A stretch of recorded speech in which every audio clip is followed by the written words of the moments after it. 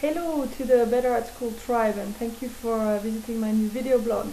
The reason I'm doing this today is that I just had this idea, and I thought, I don't want to wait and find a time when I'm going to be able to type.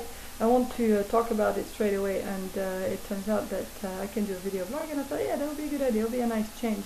So here it is. I want to talk to you today about learning to fail and learning the hard way.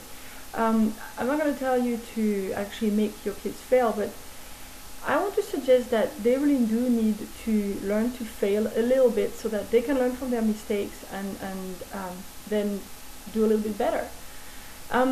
This is where this came from. A few days ago I was talking to my dad, and he lives in a complex, and some people did a few things that they shouldn't have done, and then now they're in more trouble than that they could have been. Now it made me think, because I thought, these people did a few things, and I guess maybe before, there was always somebody to bail them out, or I don't know, they obviously didn't learn to fail. They didn't make small mistakes that taught them that if they do other things, then there's gonna be bigger mistakes, and then they're gonna pay a higher price. Now these people are in more trouble than they were expecting. And I'm thinking, I don't want kids to get to this kind of situation, because what you learn at school will apply to life.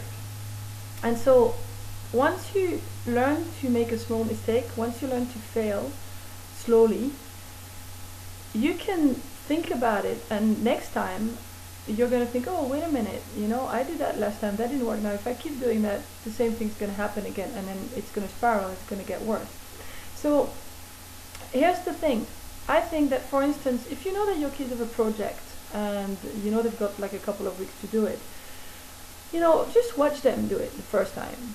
Just, remind them, just be a good parent, be there and say, hey, there's this project that you have to do, you remember that you have to work on it, and they'll say, yeah, I've got time. And like most kids, because that's what happens nowadays, most kids will wait until 2 days before to start the project that they had 2 weeks to do. Now, some can pull it together and it's okay, but a lot of the time they're going to come back with a grade that maybe they'll be disappointed in. Okay? Now, this is what I mean by learning to fail. Maybe they're going to get a C. A C is okay. It's still a pass, but it's not as good as an A. And maybe, deep inside they're going to think, I'm disappointed because I enjoy doing this project, even if, they took only a couple of days instead of spending the whole time they should have done. But then they might deep inside feel that they could have done better. And this is where you need to sit with them and say, listen, I've watched you, and I want to help you. I could have just been sitting on top of you and say, okay, you need to do that, you need to do this now, you need to go and buy this for the project, you need to sit down and do your research on the internet, whatever.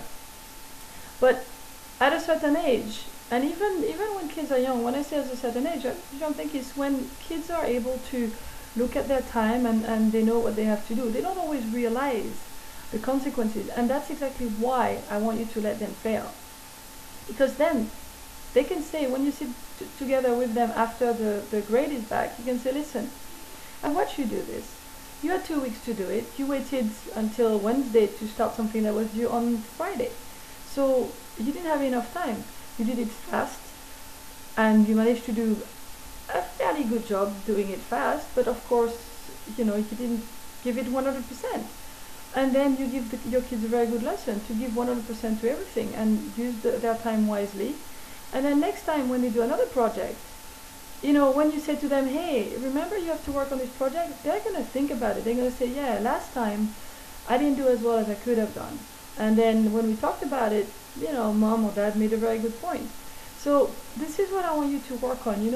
Let your kids fail every now and then. A bad grade is no big deal. But when you get a bad grade, you need to sit with your kids and say, okay, let's look at this. Why do you think that you got this bad grade? And, I can tell you, I always have a very good relationship with my kids at school, and whenever I see somebody that I know has better potential come back with a bad grade, I always ask them, what do you think you did? And 100% of the time, they all tell me, yeah, I could have studied more, I should have studied more, I know all that stuff. And I just wasn't well prepared. And most kids will know that, and at any age, even very young, when they're even 6 or 7, when I used to teach Spanish, to little kids like that, they would know if they hadn't studied enough, or if they hadn't done their drawing or whatever it was, if they hadn't put 100%. And that's really what learning to fail means. Learning to fail is not just accepting that you're a failure. That's not what I mean. A bad grade, a little mistake is no big deal. You're going to make plenty in your life. But learning to fail is really learning to use 100% of your potential, is learning to give yourself 100% to what you do. And that's a very, very good lesson that you need to start teaching your kids as soon as possible, as early as you can. And then it will help them for the rest of their lives. And when it comes to more important things, finances, relationships, then they're not going to fail, because they will know what it likes to fail a little, and they will not fail big. Okay, so try to think about this and help your kids that way, and you'll see that they'll be not only just better at school, but better in life too. Take care. Bye bye.